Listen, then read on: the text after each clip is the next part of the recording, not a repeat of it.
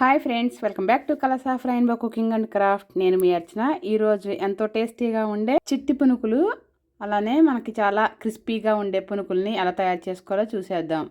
మనకి బయట చూస్తూ ఉంటాం బండి మీద, ఆ పునుకులు చూడగానే తినాలనిపిస్తూ ఉంటుంది కదా. వేడివేడిగా ఈవినింగ్ స్నాక్స్ కింద పిల్లలు వచ్చే ముందు ట్రై చేసేయవచ్చు. ముందుగా ఒక కప్పు వరకు ఉడికించుకున్న రైస్ని తీసుకుని ఎక్కడ గడ్డలు లేకుండా చిదుముకోవాలి. దానిలో ఒక కప్పు వరకు పెరుగుని యాడ్ చేసుకుని, రుచికి సరిపడినంత సాల్ట్ని యాడ్ చేసుకుని పైన మూత పెట్టి బాగా మెత్తని పేస్ట్ లాగా తయారు చేసుకోవాలి.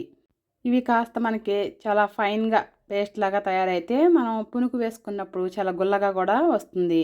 వీటన్నిటిని ఒక మిక్సింగ్ బౌల్లోకి యాడ్ చేసుకుని ఒక ముప్పావు కప్పు వరకు బొంబాయి రవ్వని యాడ్ చేసుకుని ఇదంతా బాగా కలిసే విధంగా కలుపుకోవాలి. ఇది బాగా కలుపుకున్న తర్వాత ఆ గరిటంతా తీసేసి పైన మూత పెట్టుకుని ఒక 10 నిమిషాలు రెస్ట్ ఇవ్వాలి. ఇలా 10 నిమిషాల తర్వాత తీసి మరొకసారి కలుపుకొని మనం ఒక హాఫ్ టీ స్పూన్ వరకు బేకింగ్ సోడాని యాడ్ చేసుకుని ఒక రెమ్మ వరకు కరివేపాకుని యాడ్ చేసుకోవాలి. ఆనియన్ చాపర్లో ఆనియన్, అలానే మనకి పచ్చిమిర్చి, అల్లం అన్నీ కలిపి చాప్ చేసుకున్నవి వేసుకున్నాక ఒక టీ స్పూన్ వరకు జీలకర్రను కూడా యాడ్ చేసుకుని మొత్తం పిండిలో కలిసే విధంగా ఈవెన్గా అంతా కలుపుకోవాలి. ఇప్పుడు ఒక అరకప్పు వరకు వరిపిండిని యాడ్ చేసుకోవాలి. ఇక్కడ మీరు మైదా పిండిని కూడా యాడ్ చేసుకోవచ్చు. ఇదంతా కూడా బాగా కలిసే విధంగా ఈవెన్గా మొత్తం అంతా కలిసే విధంగా కలుపుకుని కన్సిస్టెన్సీ ఈ విధంగా వచ్చే వరకు మనకే ఉంటే సరిపోతుంది.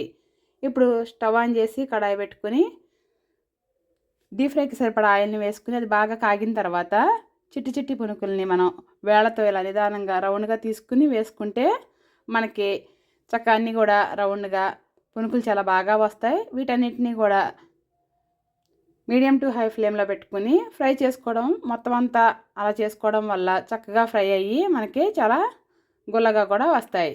వీటినన్నిటిని తీసుకుని ఒక సర్వింగ్ ప్లేట్లోకి వేసేసుకోవడమే. చాలా ఈజీగా సింపుల్గా తయారు చేసుకునే ఈ చిట్టి పునుకుల్ని మీరు కూడా ట్రై చేసేయండి. అలానే దీంట్లో మన కాంబినేషన్గా టమాటో చట్నీ ఎలా తయారు చేసుకోవాలో చూద్దాం.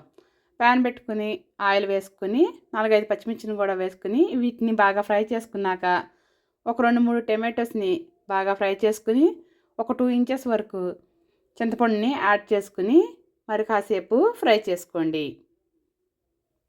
ఇవన్నీ కూడా బాగా ఫ్రై అయిన తర్వాత హాఫ్ టేబుల్ స్పూన్ వరకు పసుపు, హాఫ్ టేబుల్ స్పూన్ వరకు జీరాని యాడ్ చేసుకోండి.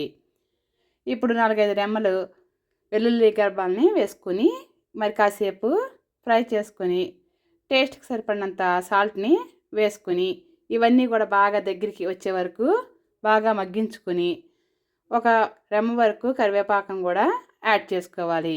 ఆల్మోస్ట్ బాగా మగ్గిపోయినాయి. ఇవి తీసి ఒక మిక్సీ జార్లో వేసుకుని కాస్త ఒక హాఫ్ కప్ వరకు కొత్తిమీరని యాడ్ చేసుకుని వీటిని బాగా మిక్స్ చేసుకుని పైన తాలింపుని వేసుకోవడమే.